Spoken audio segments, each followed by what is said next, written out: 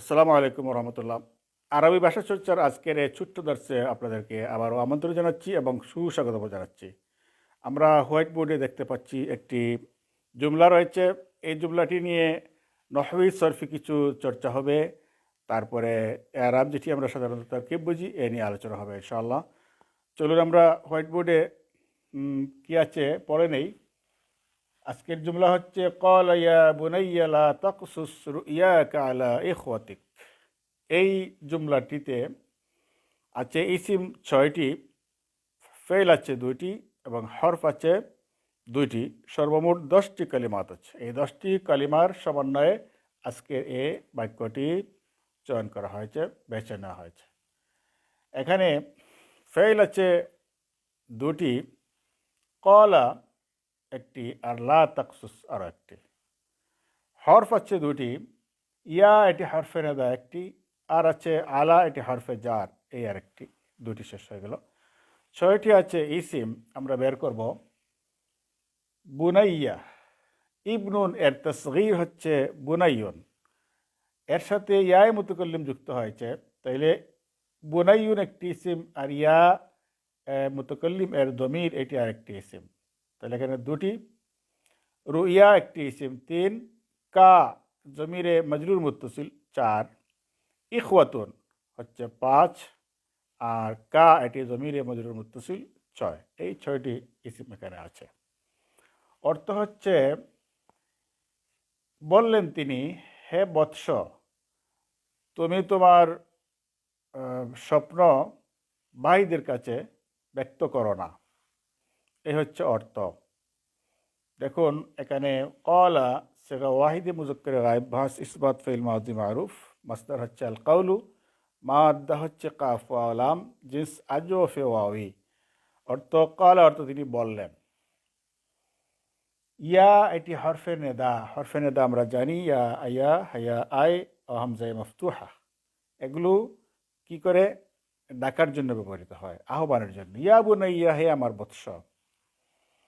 ইবনুন এর তসগীর হচ্ছে বুনাইয়ন। তসগীরের বেশ কয়েকটি কায়দা রয়েছে।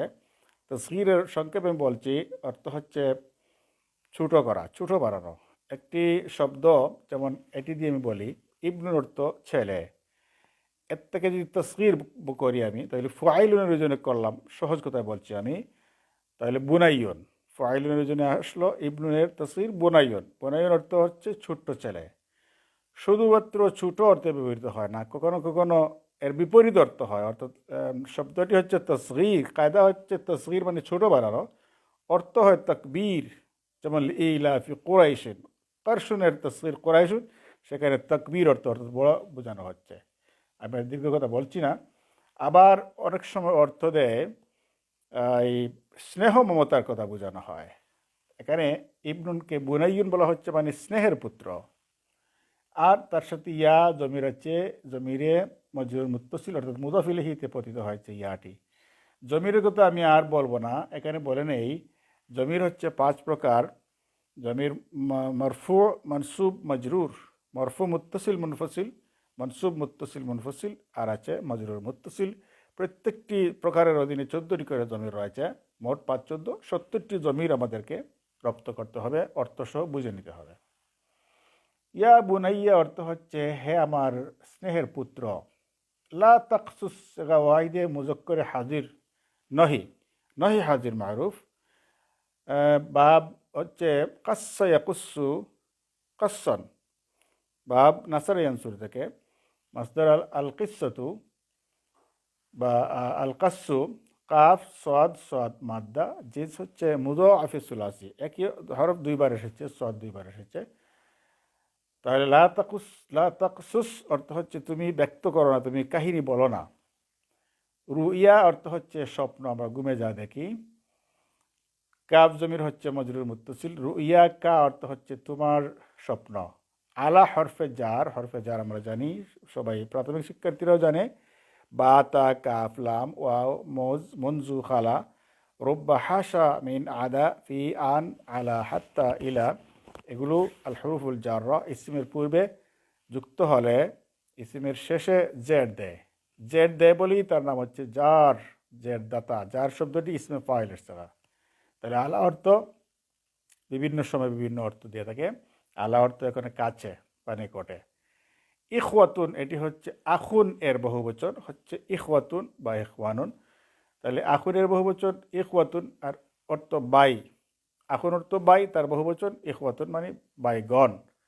উখতুন অর্থ বোন, তার বহুবচন হচ্ছে আখাওয়াতুন। কাফ জমির এটি মজরুর মুত্তাসিল।